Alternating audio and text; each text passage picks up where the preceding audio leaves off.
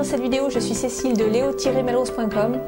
Aujourd'hui, je voulais vous parler des mathématiques et de la relation que les enfants, mais aussi les adultes, entretiennent avec cette matière.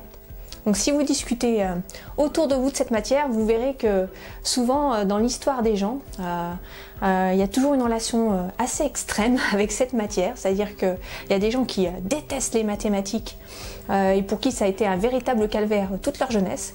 Et au contraire, d'autres pour lesquels voilà, cette matière était plutôt quelque chose de sympa. Et eux, ils entretiennent une relation très très bonne avec ça.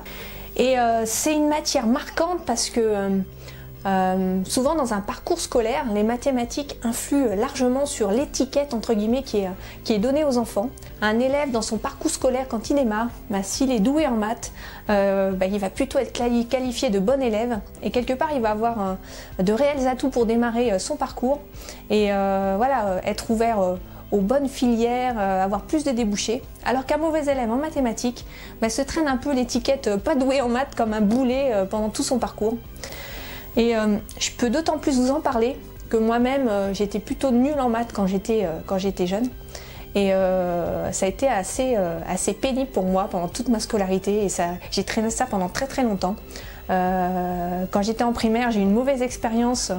Mon prof, ça devait être en CM1, et il y avait ces espèces de grandes règles jaunes en bois. Quand j'en parle, j'ai l'impression que c'est dans les années 50, mais non, c'est pas si vieux que ça.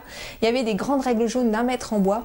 Et il m'avait envoyé au tableau pour résoudre une simple opération. Et évidemment, je m'étais trompée dans le résultat parce que j'étais très étourdie et j'étais pas très à l'aise devant un public d'élèves.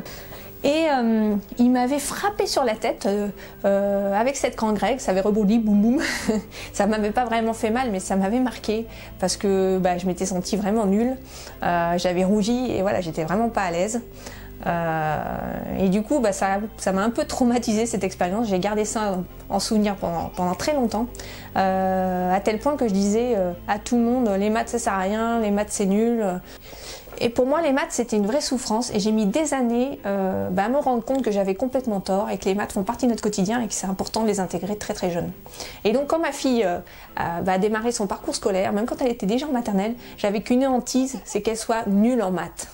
Et j'avais tellement peur de ça que dès toute petite, je l'ai habituée en fait à intégrer les maths dans son quotidien pour associer du plaisir à cette matière. Et je pense que ça a très très bien fonctionné.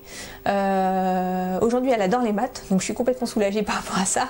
Mais surtout, je pense que c'est tous les exercices, entre guillemets, très ludiques qu'on a fait ensemble depuis qu'elle est née, qui nous ont permis d'obtenir ces résultats et de faire en sorte qu'elle trouve vraiment du plaisir à compter, à manier les chiffres. Et c'est ce que je veux partager avec vous à travers la série d'articles qui va venir sur l'association du ludique et des mathématiques pour vraiment déclencher des choses dans la tête de votre enfant. Alors comment concrètement associer du plaisir aux mathématiques? Alors si je reviens dans mon histoire personnelle difficile avec les mathématiques, quand je disais que ça servait à rien, c'est que j'avais du mal à associer les maths à du concret. Et contrairement par exemple au français où quand on apprend la grammaire ou le vocabulaire, on a tout de suite une application concrète dans l'écriture et dans la façon de parler. Mais là concrètement, le mathématique ça ne me parlait pas.